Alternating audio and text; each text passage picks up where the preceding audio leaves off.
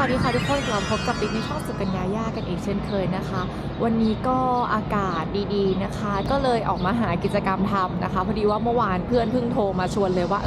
วันนี้เดี๋ยวเราไปล่องเรือกันไหมนะคะ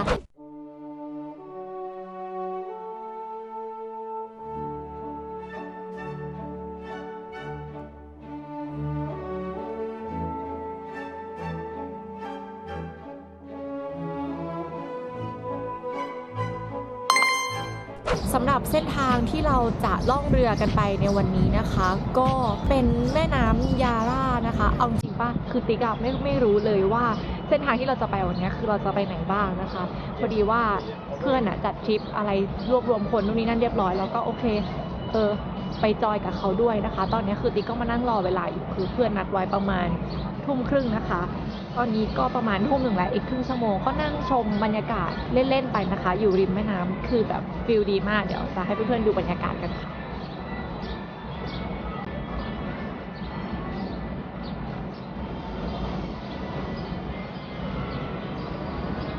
และที่เราจะล่องเรือกันก็คือเป็นเรือแบบนี้ค่ะทุกคนที่เขากำลังล่องกันอยู่นะคะแบบนี้เลยไปตามเส้นทางต่างๆซึ่งวันนี้เส้นทางที่เราจะไปเจอกับอะไรบ้างก็เดี๋ยวติดตามชมกันค่ะตอนนี้เราก็เจอกับเพื่อนๆแล้วนะคะก็คือเรือไม่มีคนขับเนาะแล้วใครขับไม่รู้ อันนี้คือเรากำลังหาที่ขึ้นท่าเรือเรือลำนั้นตรงนี้ไปค่ะเราจะเก็บฟูเทจตั้งแต่ตอนนี้เลยเหนื่อยอ่ะพี่ก็คือดูนี่เรืออื่นมีไก่ทอดไหมไม่น่ามีนะอ่อนมากเลยเราคือแบบไม่ได้มาเล่นนั่งเรือเรามาดินเนอร์แค่กินข้าวบนเราแบบคอสตูมทุกคนเนี่ยคือแบบสีขาวสีขาว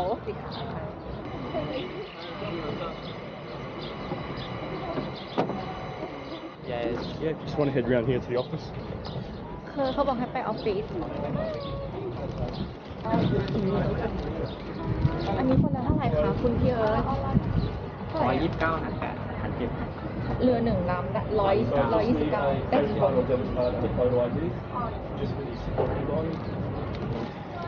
ก่อนขึ้นเรือนะคะเขาก็จะมีการเช็คอีเมล เช็คข้อเขาเรียกอะไรเงื่อนไข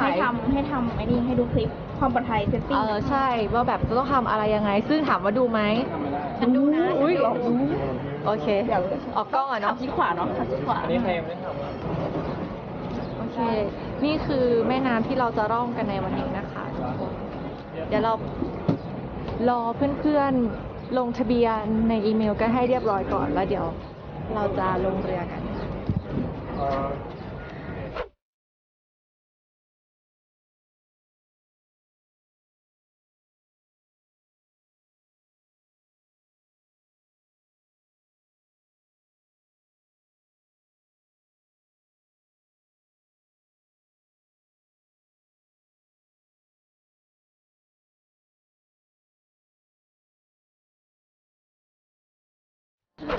คนคุมเรือค่ะ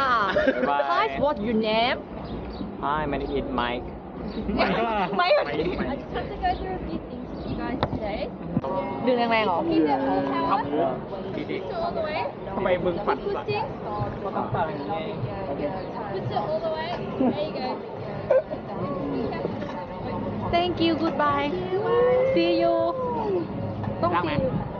มึงจะปรับซ้ายขวาทำไมวะเราจะชนแล้วนะไอ้หนุ่มเฮ้ยมึงจะปรับซ้ายขวาทำที่อะไรมันชนแล้ว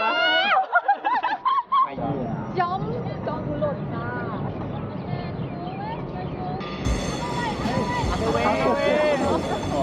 เราจะไปรอดไหมอ่ะทำไมมึงจะมาขับเลยมาแต่กูรอโอเคเราเปลี่ยนกับตาแล้วนะคะ เป็นคุณไหมได้อยู่ถูกนะเห็นป่ะถูกไหมได้อยู่ครับได้อยู่ครับเก่งมากเลยค่ะโอเคสาวๆก็คือเกียมโปรโมทฉันจะเป็นคนถ่ายวิดีโออย่างเดียวแล้วนะคลิปนี้อ๋อเป็นอย่างนี้อุ้ย what is this garlic bread ยอดดิสเวย์จ้าคือลืมเน้องห้ามชนเสานะ เหมือนอยู่ไอ้นี่เลยอะ อย่าบิดสุดอย่าบิดสุดช้าถ้าบิดสุดมันก็จะไปแรงค่อยๆบิดเป็นครึ่งๆ ทำไมคนขับเป็นไม่มาขับว่า เขาอยากกินเหล้า เพราะว่าคนจะขับต้องมันกินเหล้าในงานมันกินได้กินได้แต่ห้ามกินเหล้าคนขับ อุ้ยดูดีอ่ะที่เสมอไม่แก้ ประเด็นคือเราจะไปไหนเนี่ยพี่ไปเรื่อย ไปเรื่อยๆค่ะ ๆต้องกลางต้องกลาง แต่ต้องจอดให้ ให้ลงสตอรี่แท็กเราด้วยนะ เพราะว่าเราจะไม่ได้ ไม่ต้อง เราจะปวดหัวอุ้ยเน่ๆ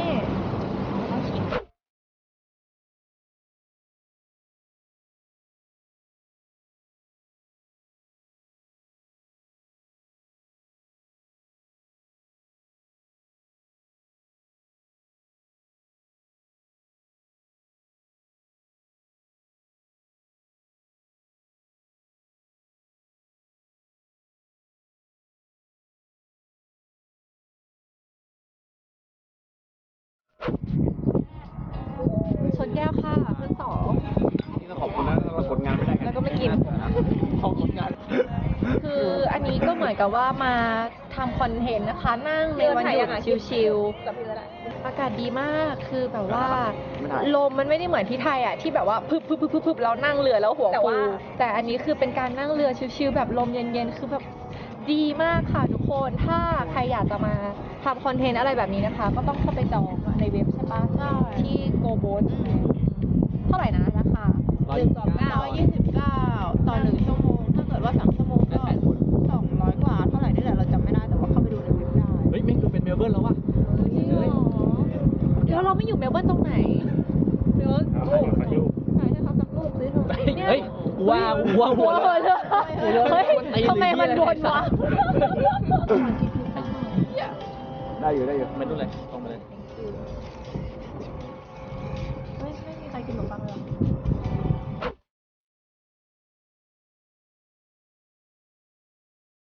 ความลำบากของทริปนี้นะคะ ก็คือการขับเรือค่ะ คือเรืออันเนี้ยมันเป็นแบบมันต้องขับเองนะคะ แล้วเราขับกันไม่เป็นมันก็จะวนอยู่อย่างเงี้ยค่ะ โอเคค่ะ ตอนนี้เราถึงฝั่งแล้วนะคะ อ๋อคือ Thank you Have a good night เขาบอกว่า good night อะไรล่ะ เลยเวลางานกูแล้ว ใช่ค่ะ